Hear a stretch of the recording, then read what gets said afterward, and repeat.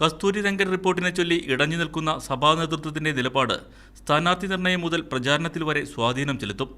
കർഷകരെ സംരക്ഷിക്കുന്നവരെ ഇത്തവണ വിജയിപ്പിക്കുമെന്ന് ഇടയലേഖനത്തിലൂടെ KCBC തുടക്കത്തിലെ ചുഴറ്റിയെറിഞ്ഞ അമ്പ് ചെന്നുകൊള്ളുന്നത് UDFന്റെ ക്യാമ്പിലാണ്.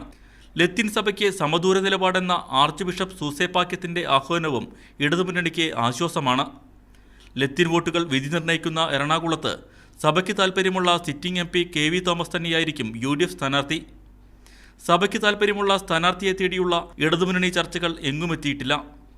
തൃശൂരിൽ സിറ്റിംഗ് MP PC ചാക്കോ വികസനത്തിൽ പരാജയമെന്ന അതിരൂപതാ വിമർശം പുറത്തുവന്നത് കോൺഗ്രസിന് തലവേദനയായി. ചാലക്കുടിയിലും സഭാ വോട്ടുകൾ ലക്ഷ്യമിട്ടുള്ള നീക്കങ്ങൾ സജീവമാണ്. കേരള കോൺഗ്രസിന്റെ ഇടപെടൽ മൂലം രാഷ്ട്രീയ ഉരുൾപൊട്ടൽ തുടരുന്ന ഇടുക്കിയിൽ സഭാ നിലപാട് തന്നെയാണ് UDFന് കീറാമുട്ടി. സിറ്റിംഗ് MP PT തോമസിനെതിരെ സഭാ നേതൃത്വം പരസ്യമായി രംഗത്തിറങ്ങിയിരുന്നു.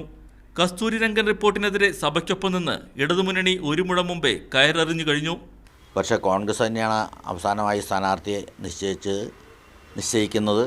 ജയിച്ച ആളുകളെ മാറ്റേണ്ടതെന്ന് അവർ തീരുമാനിച്ചാൽ PT തോമസ് തന്നെയായിരിക്കും സ്ഥാനാർത്ഥി. ആലപ്പുഴ മണ്ഡലത്തിന്റെ തീരമേഖലയിൽ നിർണായക സ്വാധീനമുള്ള ലത്തീൻ വോട്ടുകൾ കൂടി ലക്ഷ്യമിട്ടുള്ളതാകും ഇടതു വലത് ക്യാമ്പിന്റെ അവിടുത്തെ നീക്കങ്ങൾ. ന്യൂനപക്ഷ ക്രൈസ്തവ വോട്ടുകളിൽ കണ്ണും നട്ട് മുന്നണികൾ അങ്കച്ചുവടുകൾ ഒരുക്കുന്നതോടെ മധ്യ കേരളത്തിലെ മണ്ഡലങ്ങളിൽ സഭാ നിലപാടുകൾ പ്രധാന തെരഞ്ഞെടുപ്പ് വിഷയമാകും. Anil caramel, media 1.